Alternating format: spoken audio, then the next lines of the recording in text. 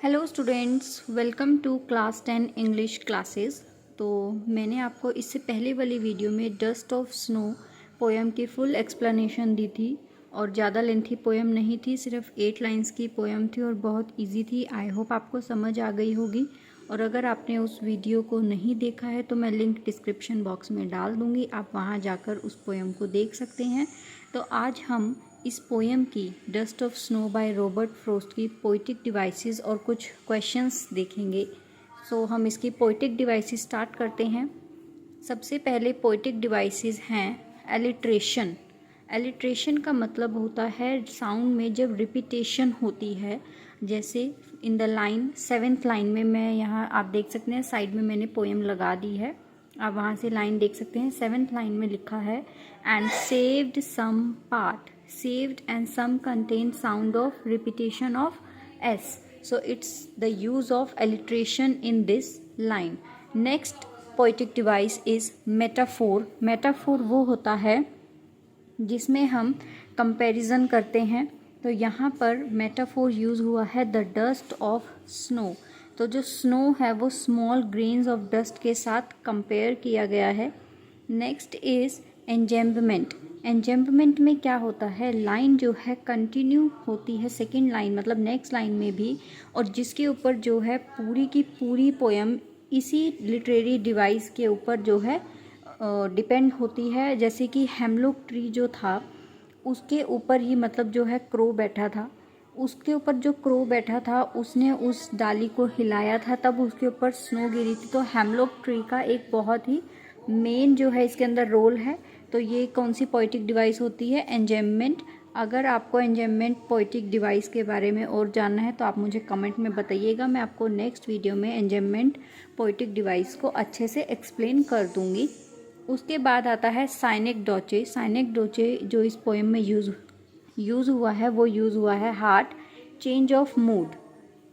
It is used in many ways to represent one thing with the help of an entirely different one.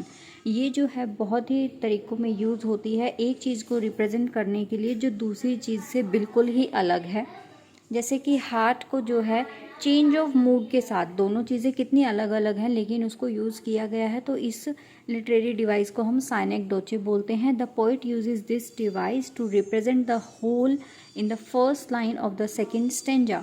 Second stanza की first line में उन्होंने इससे मतलब पूरे stanza को ही explain कर दिया कि कैसे उसका जो है मूड चेंज हो गया था, हार्ट जो है उसका खुश हो गया था। A heart has undergone a mood of change, जो उसका हार्ट था उसका मूड चेंज हो गया because the crow has made the snow flakes from the hemlock tree rain down on him as he was experiencing a better mood. जैसे ही उसके ऊपर जो है स्नो गिरती है वो एक अच्छे मूड में आ जाता है, तो उसके हार्ट का मूड जो है चेंज हो जाता है। तो इस डिवाइस को हम बोलते हैं साइनेक डोचे। और इस पोएम में जो राइमिंग स्कीम यूज़ हुई है वो है A B C D. A B in first stanza और सेकंड स्टेंजा में सी डी। तो दोनों जो स्टेंजाज हैं, each of the two stanza in the poem follow the different rhyming scheme. तो दोनों स्टेंजाज में अलग अलग राइमिंग स्कीम यूज़ हुई है। आई होप आपको ये लिटरेरी डिवाइसेस क्लियर हो गए होंगे। आपके एग्ज़ाम के पॉइंट ऑफ व्यू से भी ये बहुत इंपॉर्टेंट है। आप इन नोट्स को कॉपी में नोट कर लीजिएगा, और अगर आपको क्वेश्चन आता है पेपर में तो आप इसको एज इट इज़ लिख भी सकते हैं और ये आपका सही होगा। आप इसको एज इट इज़ अपनी नोटबुक में नोट कीजिए और आप स्क्रीनशॉट लेकर रख लीजिए, जैसा भी आपको इजी लगे। और अब इसके बाद हम इसके कुछ 2 क्वेश्चंस हैं मेरे पास, मैं आपको वो शो करती हूँ, और आपको अगर कोई डाउट हो तो आप मुझे कमेंट में बताना and I will clear that doubt.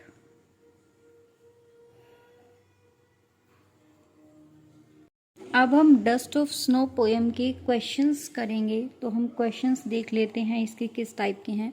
First question जो है वो है what is a dust of snow. What does the poet say has changed his mood? How has the poet's mood changed? एक तरह से इस क्वेश्चन में आपकी पूरी पोएम ही आ जाएगी, क्योंकि पोएम ही सारी ये है कि कैसे उसका मूड चेंज हुआ और क्या था डस्ट ऑफ स्नो। सो सबसे पहले what is dust of snow. Dust of snow means powdered snow और स्मॉल पार्टिकल्स ऑफ स्नो। यहाँ पर डस्ट ऑफ स्नो का मतलब है पाउडर्ड स्नो और small particles of snow. The poet explains that a sprinkle of dust of snow over him caused by a crow's sudden flight from a hemlock tree changed his mood. Poet कहता है, explain करता है कि एक dust का जो sprinkle था snow का, डस्ट ऑफ स्नो का जो स्प्रिंकल था उसके ऊपर गिरता है क्योंकि एक जो क्रो है वो जो है हेमलॉक ट्री के ऊपर से गुजरता है और उसके जो टकराव से जो टहनी हिलती है उससे उसके ऊपर स्नो गिर जाती है जिससे कि उसका मूड चेंज हो जाता है। In fact it was the suddenness of this contact with nature that shook him out of his gloomy and pensive mood and set in joy and cheerfulness. Some joy and cheerfulness.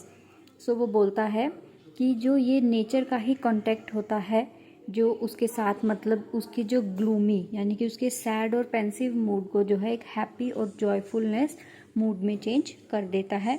Now second question is little things in life can make a huge difference to our outlook. Elaborate this with respect to the poem dust of snow. कि जो छोटी छोटी चीज़ें होती हैं वो हमारे नज़रिए को बहुत बड़ा चेंज देती हैं और हमारी लाइफ को चेंज कर देती हैं। हमें इसको इलेबोरेट करना है डस्ट ऑफ स्नो पोएम के पॉइंट ऑफ व्यू से। तो इसका आंसर देख लेते हैं। The poet Robert Frost through this poem dust of snow wants to convey that the little things in life can make huge changes in life। तो जो poet है रॉबर्ट फ्रॉस्ट वो अपनी इस पोएम से हमें एक मैसेज कन्वे करना चाहते हैं कि छोटी छोटी चीज़ों से ही जो है हमारी लाइफ में बड़े बड़े चेंजेस आ जाते हैं। The small things of nature can refresh us. छोटी छोटी चीज़ें ही नेचर की हमें रिफ्रेश कर देती हैं। And cheer us for the rest of the day. और हमारा बाकी का दिन जो है बहुत ही अच्छा जाता है, हमारा मूड अच्छा हो जाता है, हमें चीयर करती है बाकी के पूरे दिन बिताने के लिए। उसके बाद आता है crow, hemlock tree and snow. Traditionally all the three stand for unpleasant. जो ये तीनों चीज़ें हैं ट्रेडिशनली जो हैं ये अच्छा नहीं माना जाता। Harsh aspects of nature, a crow symbolizes a bad omen और एन इनऑस्पिशियस एंड ओमेन का मतलब होता है जो हमारे लिए शुभ नहीं है, अशुभ है। क्रो इसको सिंबलाइज करता है।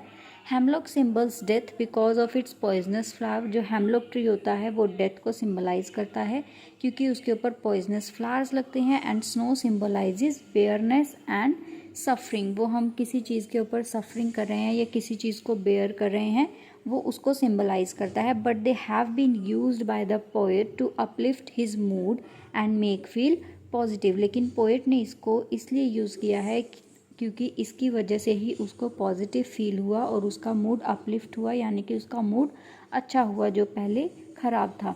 इन the beginning the poet was in a very depressed tense and gloomy mood. Starting में जो पोएट है वो एक डिप्रेस्ड टेंस और ग्लूमी मूड में था। But as he was passing near a snow laden hemlock tree some dust of snow fell on him when a crow moved or flew away from the branch of hemlock tree branches. This contact with nature drove away all the sadness and transformed the poet's mood। जब वो इन सब के साथ contact में आता है dust of snow से, crow की वजह से, हेमलॉक ट्री के ऊपर से जो उसके ऊपर स्नो गिरती है, इन सब की वजह से उसकी सैडनेस जो है अच्छा हैप्पी मूड में चेंज हो जाती है। In other words everything in the world is beautiful. The creations of nature becomes an instrument of change from sadness to happiness in the poet's mind.